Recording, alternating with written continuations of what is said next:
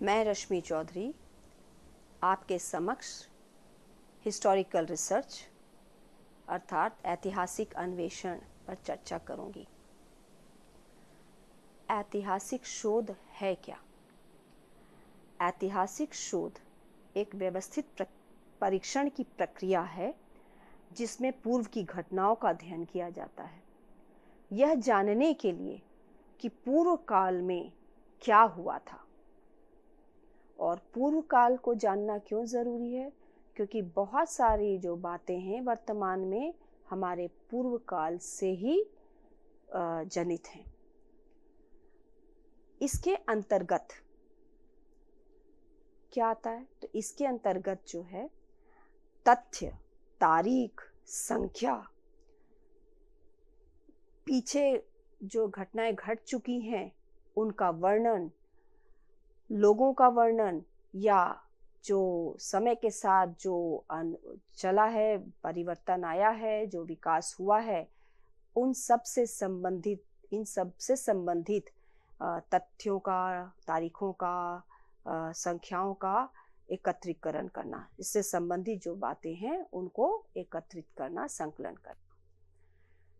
और दूसरा इसके अंतर्गत बात आती है कि केवल हम इसको संकलन नहीं कर लेते, इसके बाद हम उसका पुनर्गठन करते हैं। जो भी हमें वर्णन मिल रहा है, जो तारीखें मिल रही हैं, जो घटनाएं हैं जिस क्रम में चल रही हैं, उनसे हम एक पुनर्गठन करके और जो तथ्य और जो हमारे पास आंकड़े आ रहे हैं, संख्या आ रही है, उनको हम प्रस्तुत करते हैं। यह प्रस्तुतिकरण इस प्रकार से किया जाता है कि वो घटनाक्रम को विभिन्न लोगों के दृष्टिकोणों से समझा जा सके। दृष्टिकोण किसका होता है? दृष्टिकोण उन लोगों का जो उस काल में, समय में सहभागी रहे हैं, उस घटना में या उस स्थान पर रहे हैं, जिन्होंने देखा है और जिन्होंने वहाँ पर रह करके चीज़ों को, जो साक्षी रहे उन लोगों को, तो उनके दृष्टिकोण को भी अध्ययन करना है। उनके दृष्टिकोण से हमें क्या अर्थ निकल रहा है विभिन्न लोगों के जो सहभागी हैं उनके दृष्टिकोण से। तो इस तरीके से जो हिस्टोरिकल रिसर्च है ये इंटरप्रेटिव है। इसमें एक व्यक्ति नहीं, कई व्यक्तियों के जो उस काल में, उस समय में उपस्थित थे, जो गवाह रहे हैं, जो वहाँ पर चीज़ों को उन्होंने देखा है और उसको समझा है, तो उन लोगों के दृष्टिकोण से चीज़ों को समझना और अभिव्यक्त करना। इस में एक उदाहरण, जैसे कि केवल ऐतिहासिक शोध का अर्थ यही नहीं होता, बौद्ध काल में क्या हुआ, तरीके से लोग शिक्षा ग्रहण कर रहे थे विश्वविद्यालयों में, तो केवल बहुत प्राचीन काल के विषय वस्तु को ही हम अपना विषय वस्तु नहीं बनाते। बहुत सारी बातें हो सकती हैं कि उसमें हम अध्ययन करें। जैसे कि एक उदाहरण तो ये हमने दिया असिस्टिव टेक्नोलॉजी का। ये सहायक तकनीक होती है जो कि विशिष्ट शिक्षा में उपयोग होती है। तो इस तकनीक का उद्भव कैसे हुआ, कहाँ से आया, प्रचलन में इसका आविष्कार हुआ तकनीकों का, और किस प्रकार से, किस समय काल में कैसे ये इनका उपयोग विशिष्ट शिक्षा में किया जाने लगा। तो इनको हस्तक्षेप के रूप में और विद्यार्थियों के समझाने के लिए पठन पाठन में किस तरीके से इनको अपनाया गया, तो यह एक अध्ययन का विषय वस्तु हो सकता है। तो इसमें जब हम देखते हैं तो हो सकता है कि असिस्टिव टेक्नोलॉजी कई तरीके की होती है।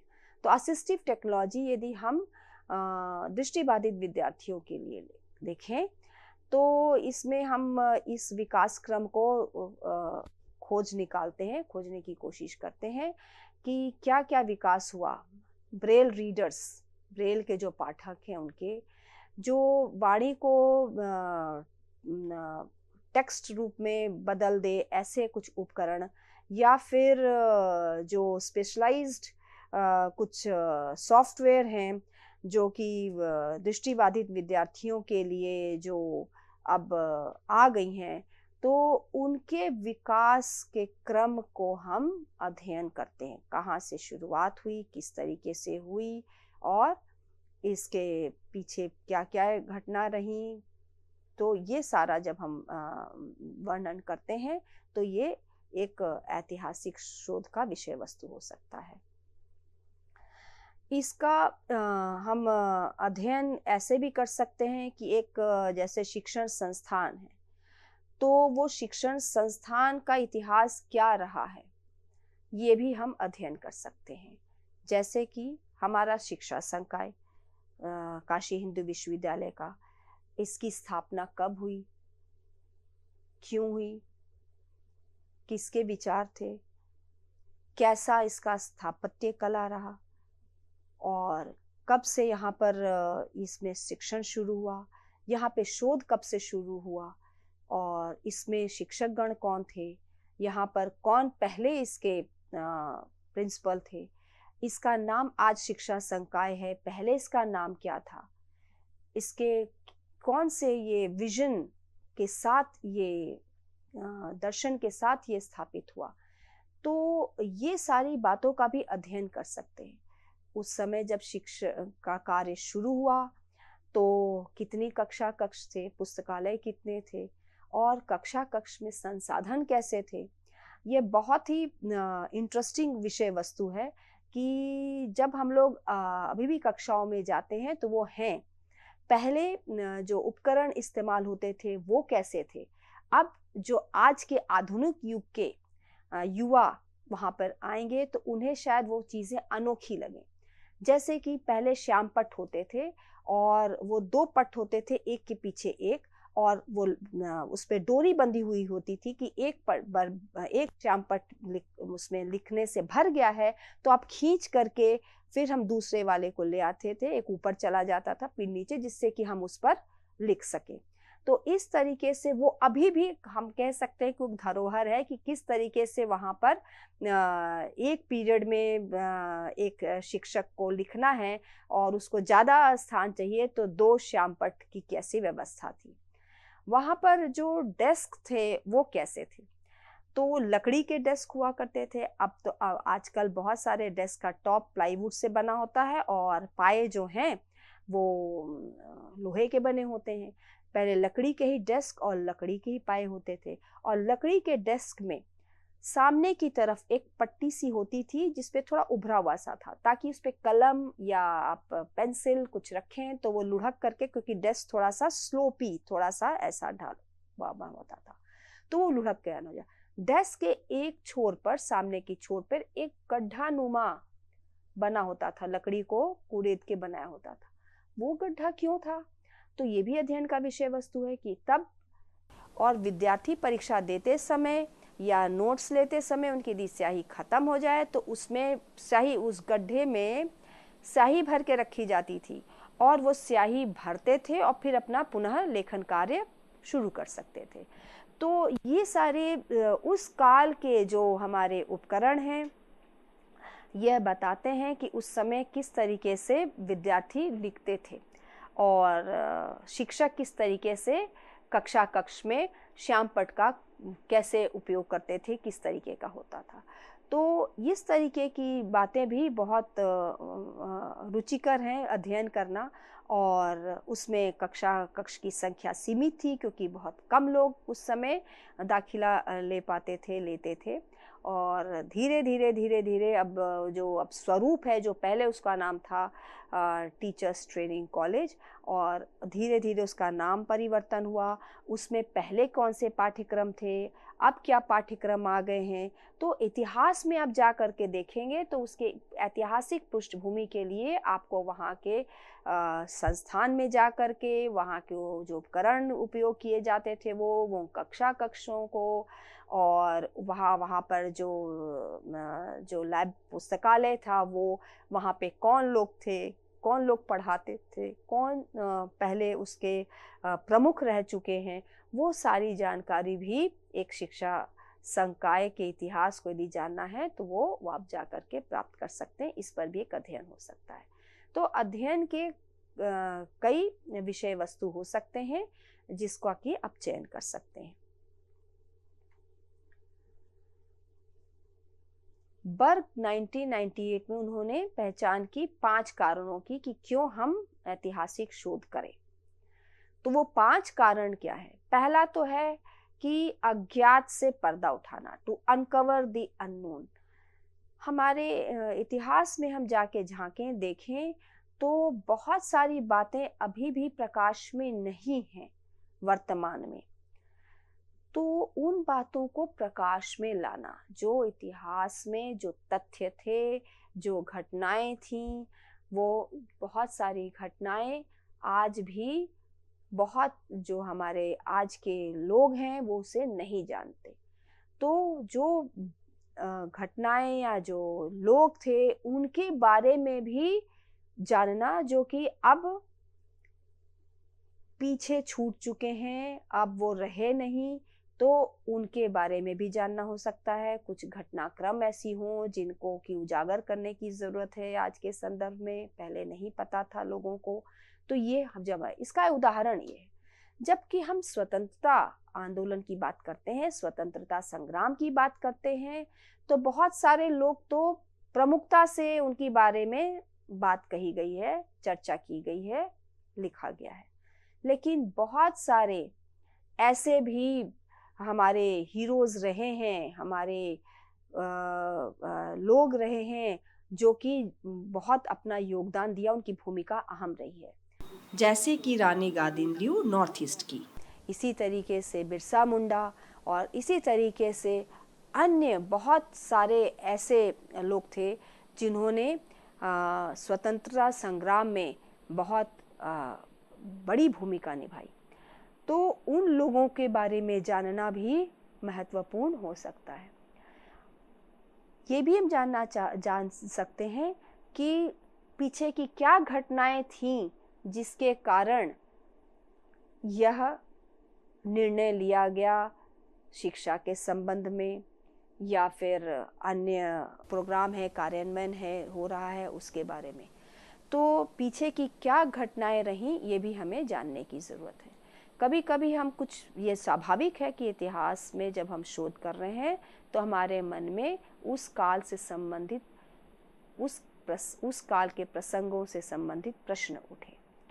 तो उन प्रश्नों का उत्तर पाने के लिए भी हमें ऐतिहासिक शोध करना पड़ता है। प्रश्न बहुत सारे हो सकते हैं कि हम वहाँ पर यदि हम बात करें कि शिक्षा जगत से हम यदि उदाहरण लें तो हम इन प्रश्नों का उत्तर पाना चाहेंगे कि जब ब्रिटिश काल था और शिक्षा को पीछे ढकेल दिया गया था, तो उस समय कौन लोग थे जिन्होंने हमारी शिक्षा को जीवंत रखा और शिक्षा जो है लोगों तक पहुंचती रही।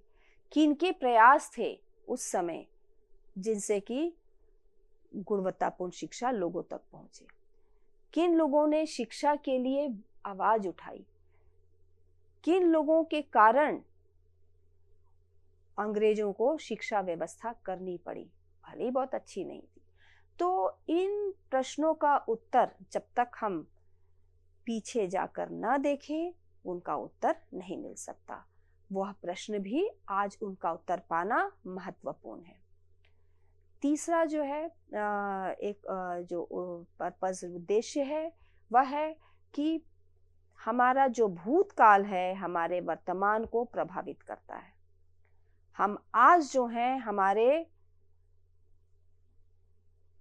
पीछे जो बातें हो चुकी हैं, जो पिछली घटनाएं हो चुकी हैं, जो पीछे घटित हो चुका है, जो हमारा भूतकाल है, जो पूर्व काल में जो चीज़ें हो चुकी हैं, वह हमारे आज को भी प्रभावित करती हैं। हम यदि भूतकाल में घटित बातों को न जाने तो हम अपने वर्तमान को बेहतर नहीं बना सकते। भूतकाल को इसलिए जानना है कि वहाँ की जो रणनीतियाँ थीं वो क्या थीं, और यदि वो सफल हुई तो आज हम उन्हें अपनाते हैं। यदि उस समय की रणनीतियाँ थीं जो असफल हुई तो हम उन पे दृष्टिपात करते हैं और देखते हैं कि इसमें कैसे सुधार करें कि वर्तमान में वो गलतियाँ ना हो। हम यदि युद्ध संग्राम आए उसका अध्ययन करें जो अक्सर होता आया है, तो वहाँ जो युक्तियाँ निभाई गईं अपने दुश्मनों से पर विजय पाने के लिए, उनको परास्त करने के लिए, तो क्या रणनीतियाँ रहीं और रणनीतियाँ क्या आज उनको वैसे ही अपनाई जा सकती हैं या उनमें संशोधन करना है। तो ये चीज़ें हो सकती हैं। हम जो पिछले गलतियां कर चुके हैं उसको आज ना दोहराएं, इसलिए बहुत ज़रूरी है कि हम पीछे की बातों को जानें, भूतकाल की बातों को स्पष्ट रूप से हम समझें, ताकि आज हमारा वर्तमान बढ़िया हो, बेहतर हो। हम जानते हैं कि हम ब्रिटिश काल में हम बांट दिए गए थे और बहुत सारे ऐसे बंटवारे भी हुए जो कि लोगों में भेद पैदा करें, लोगों में मन मुटाव पैदा करें। तो वो जो स्थितियां थीं, वो जो संघर्ष का समय था और लोगों ने जो उसके लिए आंदोलन चलाया कि बंगाल का 2 विभाजन ना हो, तो वो क्यों कर रहे थे, उसके पीछे उनकी क्या सोच थी और वो क्यों किया गया और इसके फलाफल क्या हुए, इसके परिणाम क्या हुए और आज उसका क्या प्रभाव हमारे वर्तमान में पड़ रहा है। तो इसका हम इसको जानना चाहें तो जरूरी है कि हम पीछे की ओर जाएं और हमने ऐतिहासिक काल में जाकर के फिर से गहराई से अध्ययन करें। हो सकता है कुछ बातें जो कही गई हैं वह बातें हमें पता नहीं है ठीक से कि पास्ट हमारा आज कैसे प्रभावित कर रहा है। तो चाहे वो युद्ध से संबंधित, विषय से संबंधित जो भूल हैं या जो हमारे युक्तियां सफल रही हैं उसको आज हम अपना सकते हैं, या शिक्षा के क्षेत्र में जो भी सुधार हुए हैं उस समय और आज के परिप्रेक्ष्य में हमें लगता है परिवर्तन करना है, तो उस समय क्या था और क्यों हमें करना है, उस समय भूल जो थी वो हम ना करें, उस समय की गलतियों को हम आज ना दोहराएं। इसके लिए जरूरी है कि हम अपने पास्ट को जानें। उसको जाने बिना हम अपने वर्तमान को संवार नहीं सकते। दोनों में संबंध है। हमारा जो पास्ट है हमारे वर्तमान को, हमारा जो भूत रहा है, भूतकाल रहा है, पूर्व काल रहा है, हमारे वर्तमान को बहुत ज़्यादा प्रभावित करता है। चौथा उद्देश्य है कि लोगों की, संस्थाओं की और जो अभिकरण हैं उनकी उपलब्धियों का मूल्यांकन करना और उनका रिकॉर्ड रखना। बहुत सारे शिक्षाविद हैं जिनकी उपलब्धियों को हम प्रकाश में लाना चाहते हैं। बहुत सारी संस्थाएं हैं जिनका कि शिक्षा में बहुत योगदान रहा है और बहुत सारे अभिकरण भी हैं जिनका कि शिक्षा में योगदान रहा है।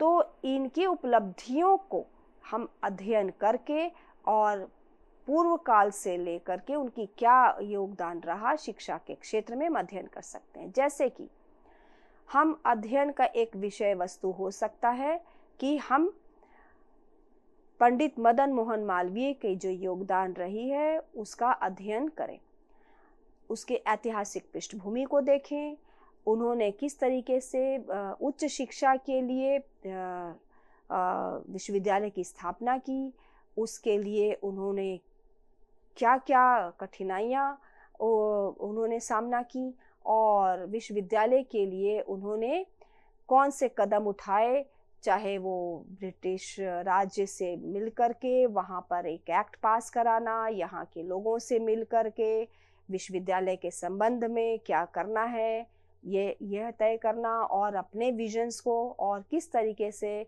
कहाँ पर इस संस्था को शुरुआत करना। तो उनके योगदान को हम अध्ययन कर सकते हैं। या एक संस्था के रूप में रामकृष्ण मिशन के द्वारा स्कूल्स चलाए जा रहे हैं, तो उनका कब से गठन हुआ, क्यों गठन हुआ और किस तरीके से वो अच्छी शिक्षा, गुणवत्तापूर्ण शिक्षा के लिए जाने जाते हैं, उनके भी जो उपलब्धियां हैं उसका हम अध्ययन कर सकते हैं। तो इस तरीके से बहुत सारे ऐसे हैं, जैसे आजकल बहुत अब कार्य चल रहा है, जैसे कि ज्योतिबा फुले या उनकी जो पत्नी थी सावित्रीबाई फुले, उन्होंने किस तरीके से स्त्री शिक्षा के लिए कार्य किया।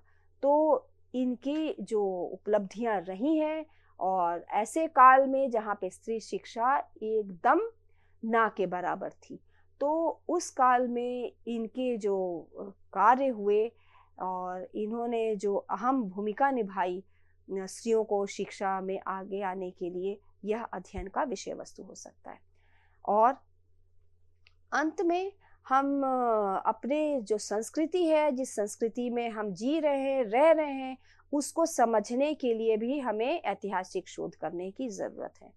और जो कल्चर है वो संस्कृति का मतलब जैसे हमने एक बार चर्चा की थी कि संस्कृति का अर्थ है कि जब बहुत सारे लोग समूह में एक साथ रहें, तो रहने के दौरान कुछ नियम, कुछ तौर तरीके, कुछ परिपाटी, कुछ अपने विशेष संबंध, किस तरीके से किसके संबंध होने चाहिए, ये सारी बातें उभर करके आती हैं।